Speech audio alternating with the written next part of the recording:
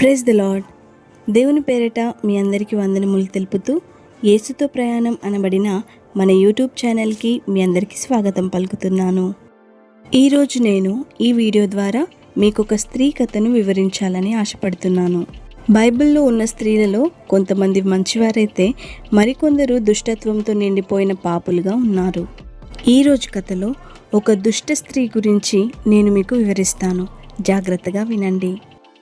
మరి ఆ స్త్రీ ఎవరనగా అది మహాదుష్టురాలైన యెజబెలు రాణి. మీరింతకు ముందెప్పుడు వినని రీతిలో ఎంతో సులువుగా అర్థమయ్యేలా చాలా స్పష్టంగా నేను వివరించాను.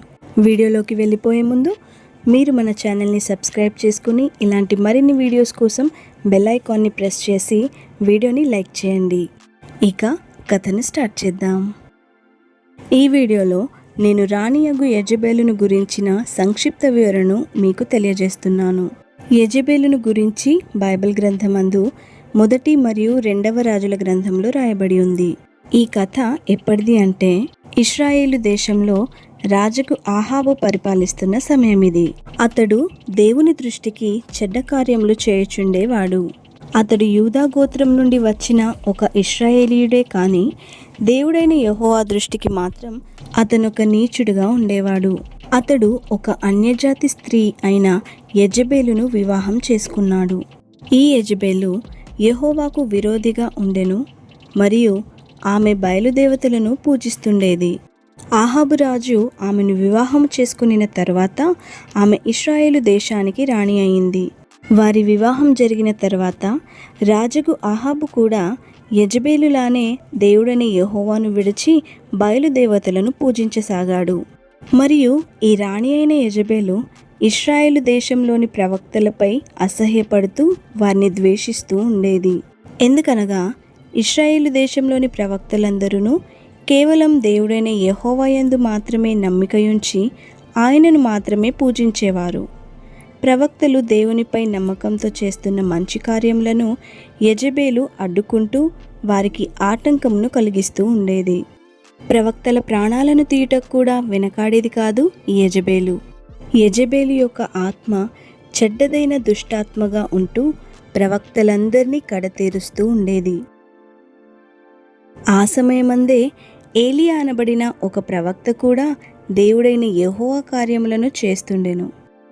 ఏలియా ప్రవక్త ఆకాశం నుండి అగ్నిని కురిపించి బయలు ప్రవక్తలను ఖడ్గము చేత వధించిన సంగతియు మరియు బయలుదేవతలను అబద్ధములని స్థాపించిననిన సంగతియు యెజబెలు తెలుసుకొనినప్పుడు యెజబెలు ఏలియా ప్రవక్తను చంపివేయిస్తానని బెదిరిస్తూ తన దూతల్లో ఒకడికి ఆజ్ఞాపించి పంపించెను. ఏలియా యెజబెలు ఆజ్ఞాపించిన సంగతిని విని దేవుని పర్వతమనబడిన హోరేబు పర్వతమందు ఒక గుహలోనికి వెళ్ళి దాగియుండెను. ఎందుకనగా ఇంతకు ముందు కూడా ఎంతోమంది దేవుని ప్రవక్తలను యెజబెలు చంపించింది. ప్రియులారా, బైబిల్ మనకు ఇంకా ఏం చెప్తుందో చూద్దాం. యెజబెలు రాణి యొక్క అలంకరణ దేవుని దృష్టికి చాలా విరోధంగా ఉండేది. అనగా మనుష్యులని అలంకరణతో మోసపరిచేదిగా, తన అలంకరణతో ఆకర్షించేలా యెజబెలు అలంకరణ ఉండేది. యెజబెలుకు నచ్చిన ప్రతిదీ తనకు దక్కించుకునేది ఆ దుష్ట స్త్రీ. ఒకనాడు తన భర్త అయిన ఆహాబు నాబోతు అనబడిన ఒక మనుషుని పొలమును కొనాలని చూశాడు. కానీ నాబోతు తన పొలమును అమ్ముటకు ఒప్పుకొనలేదు. అయితే యెజబెలు రాణి అబద్ధములాడి నాబోతు మీద నింద వేసి అతనిని రాళ్లతో కొట్టించి చంపించింది. మరియు ఆ పొలమును స్వాధీనపరుచుకొని రాజుకు ఆహాబునకు ఇచ్చింది. ఈ విధమైన దుష్టాత్మ యెజబెలు జీవితంలో కార్యం చేస్తూ ఉండేది. అబద్ధములు, ఆటంకములు, మోసాలు మరియు విరోధము, ఈ చెడు కార్యములను చేసే ఆత్మ ఈ రోజుల్లో కూడా మనుషుల్లో నుండి తొలగిపోవడం లేదు. బైబిల్ మనకు మంచి చెడుల చరిత్రను గురించి వివరిస్తుంది. దీని ద్వారా మన జీవితాల్లో మనం ఎలాంటి నిర్ణయాలు తీసుకోవచ్చు అనే విషయాన్ని మనం నేర్చుకోవచ్చు. ఇందును గూర్చి మనం యెజబెలు యొక్క జీవిత చరిత్రను తెలుసుకోవడం అనేది చాలా అవసరం. ఎందుకనగా మనం కూడా ఇటువంటి దుష్టక్రియలు చేసే ఆత్మ నుండి రక్షింపబడతాం. యెజెబెలు రాణి బయలుదేవతలను పూజించేది మరియు ఇశ్రాయేలు ప్రజల్ని కూడా తమ బయలుదేవతలను పూజించుటకు ప్రేరేపిస్తూ వారి చేత పాపమును చేయించేది. వాటికి మ్రొక్కుతూ యెహోవాను వదిలి వాటి విగ్రహాలకు బలి అర్పించులాగున వారిని బలవంతపరిచేది. దీంతో మనకు స్పష్టమవుతున్నది ఏమనగా, ఎలా రాణియగు యెజెబెలు యొక్క ఆత్మ ఇప్పుడున్న ప్రజలపైన కార్యం జరుపుతుందో మనం చూడవచ్చు. యెజెబెలు ఆత్మ కేవలం స్త్రీలపైనే ప్రభావం చూపిస్తుంది అని కాదు కానీ అది పురుషులపై కూడా తన ఆత్మను ప్రభావితం చేస్తుంది. స్త్రీలు మరియు పురుషులలో యెజెబెలు ఆత్మ కార్యం చేస్తూ ఉంది. ఇదొక చెడ్డదైన దుష్టాత్మ రూపంలో సంఘంలో కూడా తన కార్యాలను జరిగిస్తూ ఉంది. ఈ మధ్య ఎక్కువగా మనం చూస్తున్నాం, ఇది దేవుని దాసులను ఇబ్బంది పెడుతూ ఉంటుంది.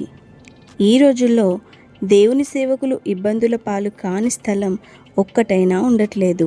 క్రీస్తు విరోధుల ఆత్మ అనగా అది యెజెబెలు ఆత్మ మాత్రమే అని మనం తెలుసుకోగలము.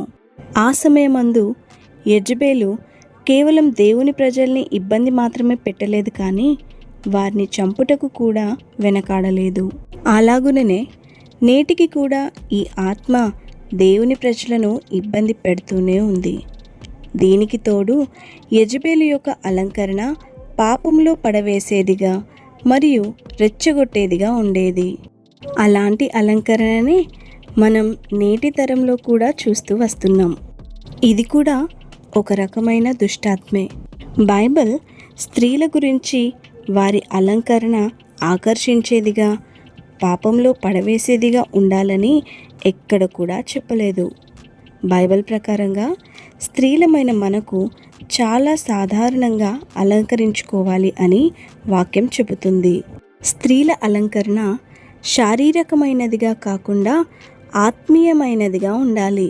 1 పేతురు పత్రిక 3వ అధ్యాయం 3 మరియు 4 వచనాలలో రాయబడినట్లుగా, జడలు అల్లుకొనుటయు, బంగారు నగలు పెట్టుకొనుటయు, వస్త్రములు ధరించుకొనుటయునను వెలుపటి అలంకారము మీకు అలంకారముగా నుండక, సాధువైనట్టియు మృదువైనట్టియునైన అక్షయాలంకారము గల మీ హృదయపు అంతరంగ స్వభావము మీకు అలంకారముగా ఉండవలెను. అది దేవుని దృష్టికి మిగుల విలువగలది. నిజమే ప్రియులారా, దేవుడు మన బాహ్య సౌందర్యమును కాదు కానీ అంతరంగ సౌందర్యమునే కోరుతున్నారు.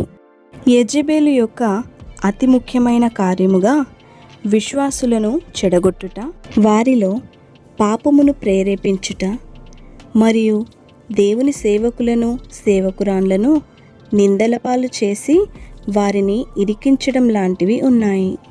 ఇక్కడ మనం యెజెబెలు యొక్క ఇంకా చాలా విషయాలను తెలుసుకోబోతున్నాం. విశ్వాసులమైన మనము మన ఆత్మీయ పోరాటాన్ని ఏ శక్తులతో లేదా ఏ ఆత్మలతో పోరాడుతున్నామో తెలుసుకోవడం చాలా ముఖ్యం.